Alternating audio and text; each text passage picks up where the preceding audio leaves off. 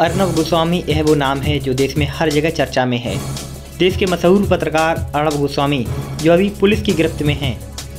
Republic TV के प्रधान संपादक अर्नब गोस्वामी को 2018 में हुई एक इंटीरियर डिजाइनर की आत्महत्या से जुड़े मामले में 4 नवंबर को उनके घर से गिरफ्तार किया गया था, जिसके बाद न्यायिक मजिस्ट्रेट ने उन्हें और 2 अन्य आरोपियों को 18 नवंबर तक न्यायिक हिरासत में भेज दिया गया।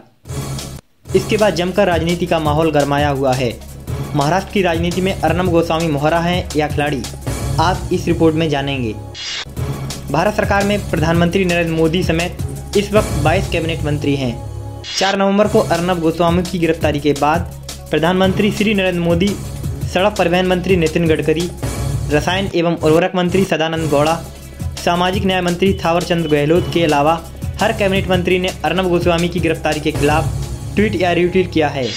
कई ऐसे ट्वीट भी सामने आए हैं जिनमें अर्नब को समर्थन देने के साथ साथ कांग्रेस और शिवसेना को निशाना बनाया गया है। इससे पहले किसी पत्रकार की गिरफ्तारी को लेकर इतने बड़े पैमाने पर भारत के केंद्रीय मंत्रियों की फौज ने ऐसे एकजुटता दिखाई हो, ऐसा उदाहरण पिछले 6 साल में कभी देखने को नहीं मिला है। अर्नब गोस्वामी की गिरफ्तारी के खिलाफ भारतीय जनता पार्टी शासित राज्यों के मुख्यमंत्री और पार्टी के पदाधिकारी भी बोले। उनमें उत्तर प्रदेश और मध्य प्रदेश के मुख्यमंत्री भी शामिल थे और भारतीय जनता पार्टी के राष्ट्रीय अध्यक्ष भी। जब पार्टी का शीर्ष नेतृत्व साथ हो तो कार्यकर्ता कैसे पीछे रह सकते हैं। कई जगह अर्नब गोस्वामी की गिरफ्तारी के खिलाफ वो सड़कों पर भी उतरे। दूसरी तरफ पूरे मामले में शिवसेना महाराष्ट्र पुलिस के साथ खड़ी दिखी। आखिर हो भी क्यों ना, प्रदेश में मुख्यमंत्री भी तो शिवसेना से ही हैं। लेकिन अर्नब की गिरफ्तारी के समर्थन में 3 लोगों ने चुप्पी साध रखी। ना तो कांग्रेस अध्यक्ष सोनिया गांधी बोली, ना ही कांग्रेस नेता राहुल गांधी। इतना ही नहीं, एनसीपी नेता शरद पवार की तरफ से भी कोई बयान नहीं आया। जहां केंद्रीय नेताओं के ट्वीट पर लोग सवाल उठा रहे हैं, वहीं इन 3 नेताओं की चुप्पी पर भी कई सवाल खड़े हो रहे हैं।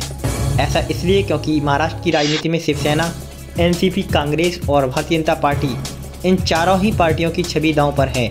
शिवसेना ने एनसीपी और कांग्रेस के साथ मिलकर सरकार बनाई हुई है। भले ही मुख्यमंत्री उद्धव ठाकरे हों, लेकिन महाराष्ट्र की राजनीति के जानकार हमेशा कहते हैं इस सरकार का रिमोट कंट्रोल एनसीपी नेता शरद पवार के हाथ में है। दूसरी तरफ महाराष्ट्र सरकार और अर्नब गोस्वामी के बीच का विवाद जिस टीवी चर्चा से शुरू हुआ, उसमें अर्नब गोस्वामी पर आरोप है कि उन्होंने कांग्रेस अध्यक्ष सोनिया गांधी के खिलाफ अभद्र भाषा का प्रयोग किया था। इसलिए लोगों को सोनिया गांधी और राहुल गांधी के बयान का इंतजार है। ऐसे में सवाल उठना लाजमी है कि एक पत्रकार की गिरफ्तारी को लेकर शिवसेना और भारतीय जनता पार्टी आमने सामने क्यों हैं? क्या एनसीपी और कांग्रेस का भी कोई हाथ है? क्या अर्नब गोस्वामी का पूरे प्रकरण में इस्तेमाल हो रहा है या वो खुद इसके एक पक्ष बन गए हैं? महाराष्ट्र की वरिष्ठ पत्रकार सुजाता आनंदन कहती हैं कि जाहिर सी बात है इस पूरे मामले में राजनीति हो रही है। अर्नब का बीजेपी इस्तेमाल कर रही है। अर्नब की पत्रकारिता देखकर कोई भी अंदाजा लगा सकता है कि वो बीजेपी के समर्थन में पत्रकारिता करते हैं। यही वजह है कि जब तक बीजेपी के निशाने पर शिवसेना रहती थी, इसलिए उनको अर्नब गोस्वामी ने अपनी पत्रकारिता में टारगेट किया। फिर चाहे वो मुख्यमंत्री उद्धव ठाकरे के लिए अभद्र भाषा का इस्तेमाल हो या उनके बेटे आदित्य ठाकरे या फिर मुंबई के पुलिस कमिश्नर परमवीर सिंह के लिए। अगर आप किसी को रात दिन टारगेट करेंगे तो जाहिर सी बात है एक दिन आप भी उनके निशाने पर आ ही जाएंगे। बस बात मौके की होती है। उम्मीद करते हैं आपको ये रिपोर्ट पसंद आई होगी। आप देख रहे हैं द दस्तक 24। शुक्रिया।